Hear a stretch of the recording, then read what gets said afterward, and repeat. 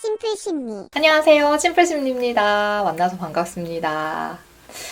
요즘 장안의 화제죠. 나는 솔로 24기 보는 재미가 쏠쏠한데요. 특히 이 영식 씨를 보면서 여러 생각들이 오고 가서 이렇게 영상을 남겨봅니다. 영식이랑 옥순 커플이 등장하는 영상들을 보면 영식 씨에 대한 비난 댓글들이 되게 많아요. 나이에 비해서는 호감을 표현하는 방식이 너무 서툴기도 하고 여자 입장에서는 굉장히 부담스럽겠다라는 행동을 좀 많이 하시긴 했어.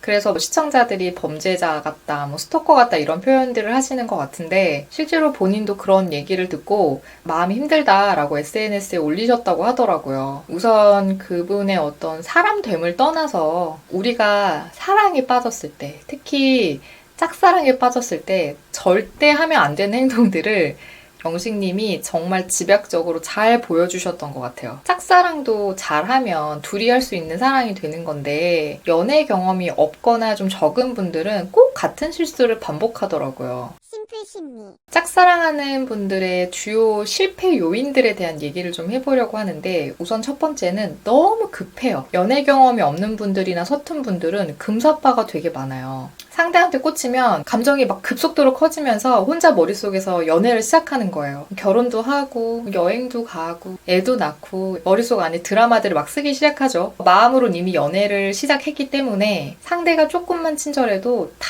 내 마음대로 해석해. 저거는 호감이구나. 저 사람도 나를 좋아하는구나.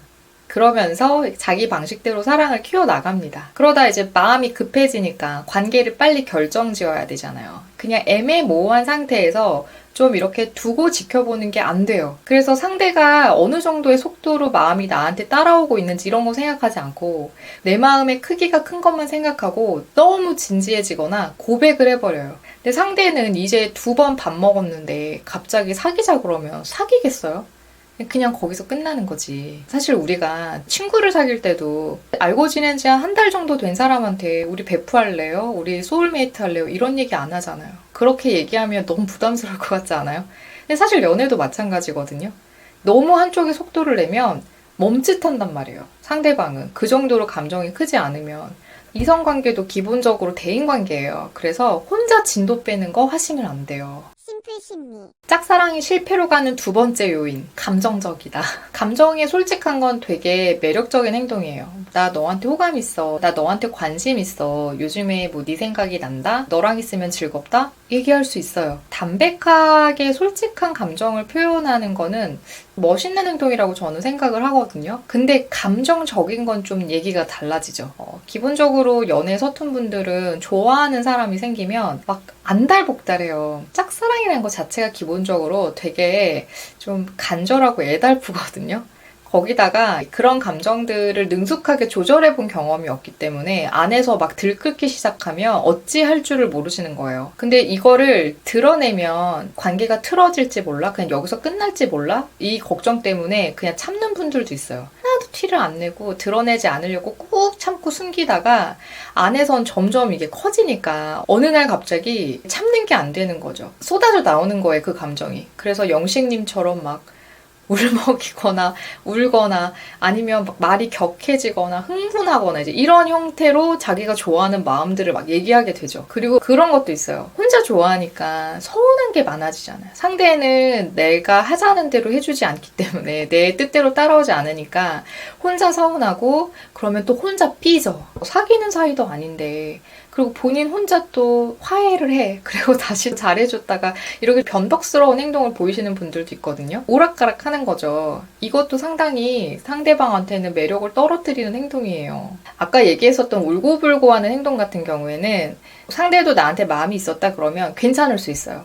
아, 이 정도로 나를 좋아했구나. 굉장히 진솔한 마음인 것처럼 느껴질 수도 있는데 만약에 그렇지 않은 경우에 마음이 극히 적거나 아니면 전혀 관심이 없었다. 그러면 이렇게 감정적으로 다가가는 거는 되게 부담스럽고 미숙해 보이는 행동입니다. 짝사랑일수록 감정 표현은 비장하거나 진지하면 안 돼요. 심플심리. 짝사랑이 실패하는 세 번째 요인은 지나친 저자세입니다. 우선 짝사랑은 애정의 크기가 이미 기울어진 관계이기 때문에 어느 한쪽이 좀 아쉽죠. 이렇게 더 맞추려고 하고 더 배려하려고 하고 그건 어쩔 수 없는 것 같아요.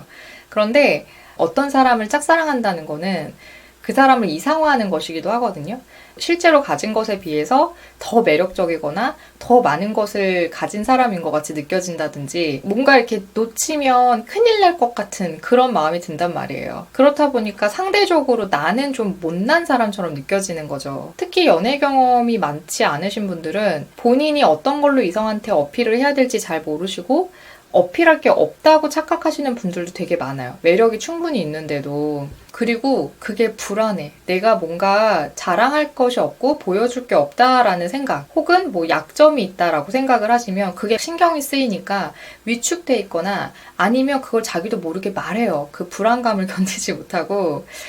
제가 생각나는 일화가 있는데 대학교 때 소개받았었던 분들 중에 키가 작은 분들이 좀 있으셨어요. 어떤 분이랑 밥을 먹고 잘 되어가는 중이었는데 그 친구가 저한테 나 키 괜찮아? 이렇게 묻는 거예요. 근데 저는 제가 키가 작아서 남자들을 볼 때 키를 보질 않았어가지고 처음에 키가 괜찮냐라고 물어보는 그 말의 의미를 못 알아들었어요. 그래서 키가 왜? 그랬더니 자기가 키가 작은데 사귈 수 있겠냐고 물어보는 거예요. 저는 그때까지 그 친구가 작다는 생각을 못하고 있다가 그 얘기를 들으면서 얘가 키가 작은 남자구나. 뭔가 약점이 있는 사람이구나 라는 느낌을 받게 되는 거예요. 그 전까지 못 느끼다가. 그리고 또 다른 케이스로 이거랑 또 반대인데 실제로 이 친구보다 키는 더 작았던 분이었어요. 근데 이분이 옷에 대한 얘기를 서로 하다가 자기는 자라에서 옷을 못 사 입는다고 얘기를 하시는 거예요. 바지랑 소매 기장이 너무 길어서. 근데 그 얘기를 하시면서 저는 클만큼 컸는데 다른 사람들이 너무 큰 것 같아요. 그냥 웃으면서 농담을 하시더라고요. 그러니까 저도 그냥 그게 웃겼어요. 그리고 되게 당당해 보이고 단점으로 보이지가 않았어요. 사실 짝사랑을 하면서 막 쿨하게 자기를 어필하고 자신감 있게 행동하고 이런 거 쉽지 않아요. 되게 어려운 일인 건 너무 잘 알고 있지만 스스로를 부족한 사람이라고 표현하면 상대방 입장에서는 부족한 사람을 만날 이유가 없죠. 마음은 한없이 작아지더라도 적어도 겉으로 행동을 하실 때는 아쉬움이 없는 것처럼 행동하시는 게 훨씬 더 매력적이에요. 심플 심리. 저도 어릴 때 짝사랑하고 뭐 울고 매달리고 했던 기억이 여럿 있어서 저는 영식님을 이해합니다. 어떤 면들이 보는 사람들을 불쾌하게 했는지를 이해하지만 서툰 게 죄는 아니잖아요. 그래서 혹시 짝사랑하고 계신 분들이라던가 아니면 썸을 타고 있는데 어떻게 해야 될지 잘 모르겠다 하신 분들은 앞서 말씀드린 3가지 꼭 기억하시길 바래요. 저는 그럼 다음 영상에서 인사드릴게요. 안녕!